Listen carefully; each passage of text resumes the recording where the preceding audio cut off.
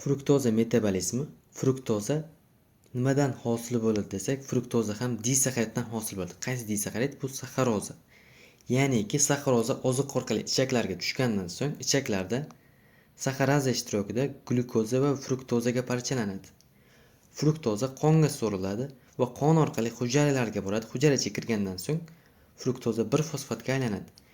Ya'ni bu jarayonni stimullab beradigan ferment fruktokinaza. Fruktokinaza ishtirokida fruktoza 1-fosfat hosil bo'lyapti. Va fruktoza 1-fosfat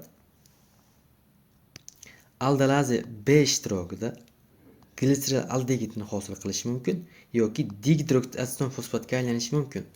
Agar glitserol aldegidni hosil qilsa, glitserol aldegid 3-fosfatga aylanadi va bu organizm sharoitidan kelib chiqqan holda glikoliz reaksiyasiga kirishi mumkin. Ya'ni glikolizga qachon kiradi? Energiya kerak bo'lsa glikolizga kiradi. Agarki glikogen kerak bo'lsa, ya'ni glyukozaning zaxirasi glikogen kerak bo'lsa, glikogenezga kiradi. Agarki glyukoza kerak bo'lsa, glyukoneogenez jarayoniga kiradi. Glyukoneogenez bu glyukoza bo'lmagan mahsulotlardan glyukozaning hosil bo'lishi hisoblanadi. Asosiy fermentlar ikkita. Bular qaysilar desak, fruktokinaza va aldolaza B fermentlari asosiy ferment hisoblanadi.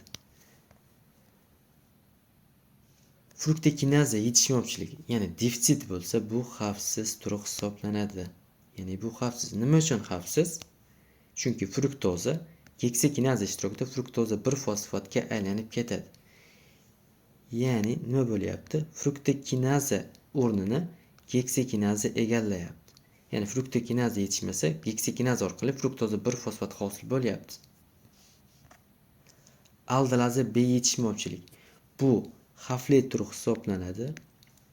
Chunki bunda jigar zararlanishi kuzatiladi. Letargiya, qusish holatlari kuzatiladi. Va buning asosiy belgisi gipoglikemiya hisoblanadi.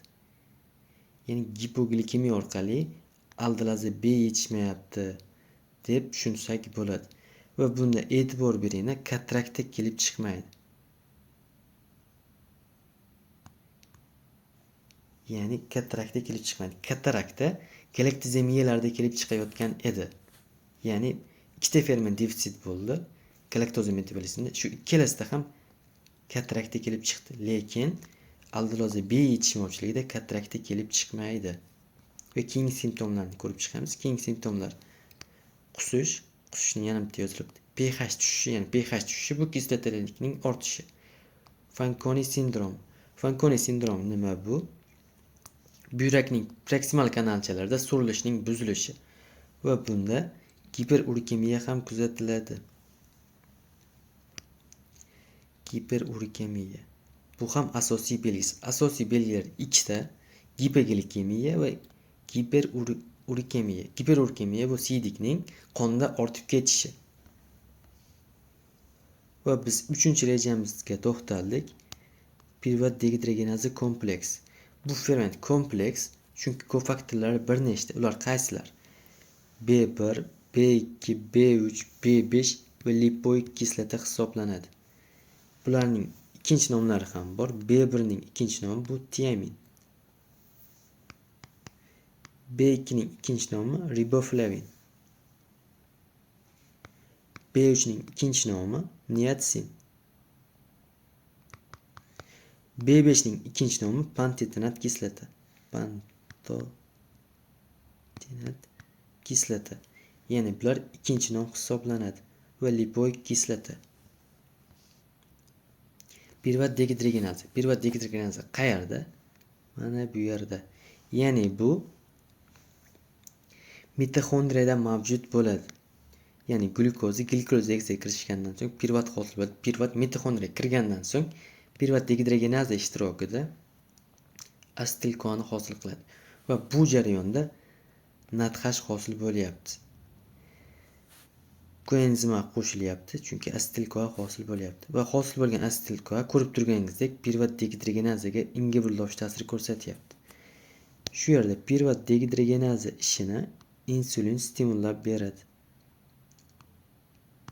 Ya'ni insulin orqali pirvat dehidrogenaza aktivlanadi va pirvat dehidrogenazaga nimalar musbat ta'sir ko'rsatishi, nimalar manfiy ta'sir ko'rsatishi mana bu yerda keltirib o'tilgan. Ya'ni kalsiy musbat ta'sir ko'rsatyapti, ATF manfiy, NADH ham manfiy ta'sir ko'rsatyapti. Ya'ni NADH va ATF borligi bu energiyaning borligidan dalolat beradi.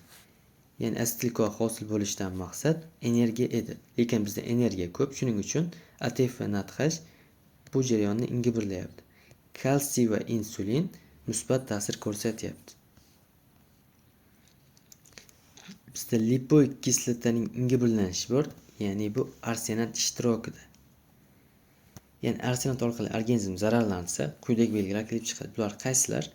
Teri raki kuzatilishi mumkin, diareya, qusish, giperpigmentatsiya va nafasdan sarimsoq hidi kelishi kuzatiladi. Eng asosiy belgisi nafasdan sarimsoq hidi kelishi.